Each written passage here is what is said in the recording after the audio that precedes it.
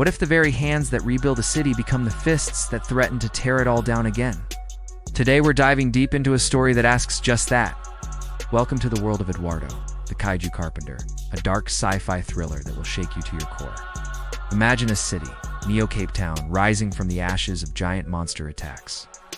Its very architecture is a fusion of biology and technology, a testament to human resilience. Our hero, Eduardo Mbeki, is at the heart of this reconstruction.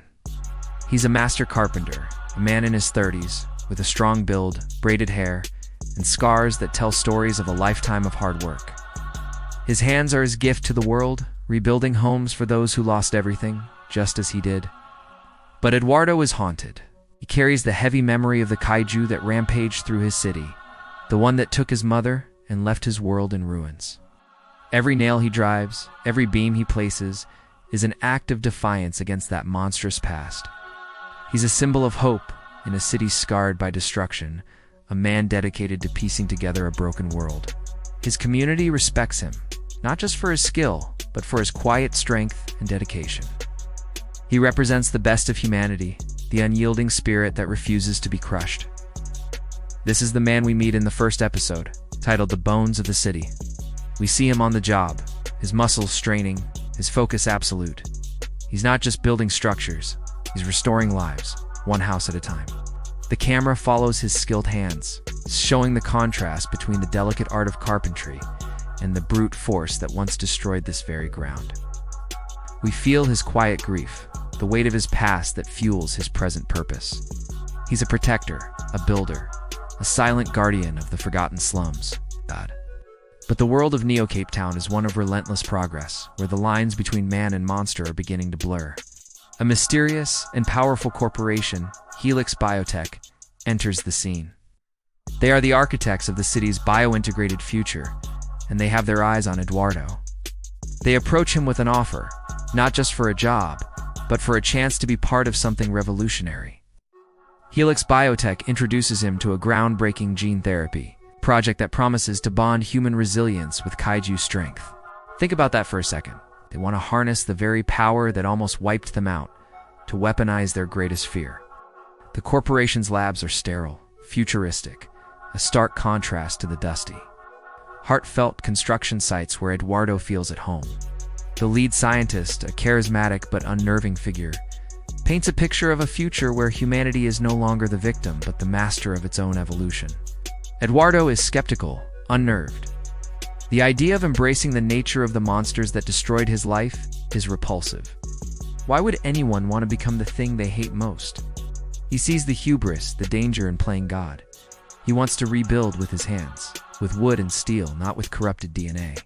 He politely refuses, content to continue his work, to heal the city in his own way.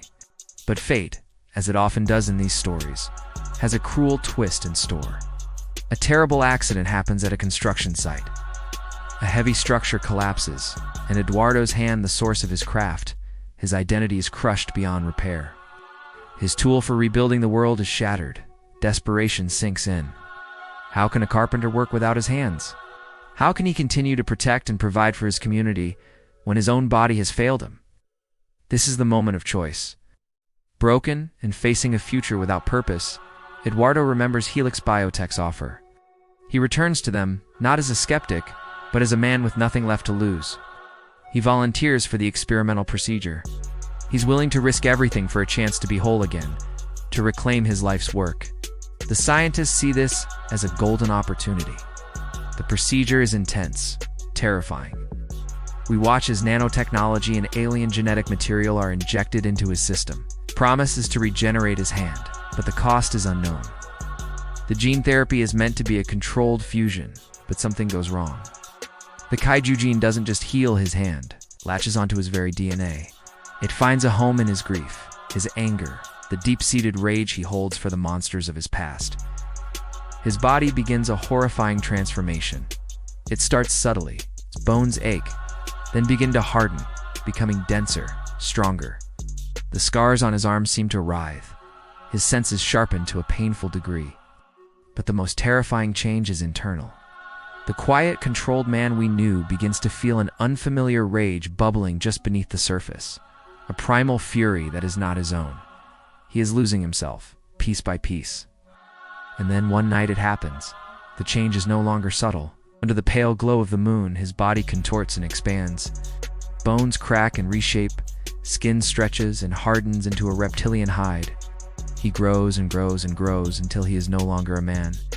He is a giant, a monster, towering over the very slums he spent his life protecting. He has become a kaiju. The city's alarms blare. Panic erupts in the streets below. The news reports a new kaiju attack, another monster emerging from the depths to terrorize Neo-Cape Town. But from high above, inside the mind of this creature, a flicker of human consciousness remains. Eduardo looks down at the chaos, at the fear in the eyes of the people he loves. He sees his own monstrous hands, now capable of unimaginable destruction. And he knows the terrible, gut-wrenching truth. There is no new monster. The monster is him. The man who rebuilt the city has become its potential destroyer. The Carpenter has become the kaiju, and this is only the beginning of his story. How does a man live with this duality? Can he control the monster within, or will it consume him completely? Eduardo. The Kaiju Carpenter forces us to confront the idea that sometimes, to fight monsters, we risk becoming them ourselves. This is a story that you absolutely will not want to miss. It's a psychological thriller wrapped in a giant monster movie, and it has one of the most compelling concepts I've come across in a long time. What do you guys think? Let me know your thoughts in the comments below. Thank you so much for watching. If you enjoyed this deep dive, make sure to hit that like button. And if you haven't already, subscribe and turn on notifications so you don't miss our next video.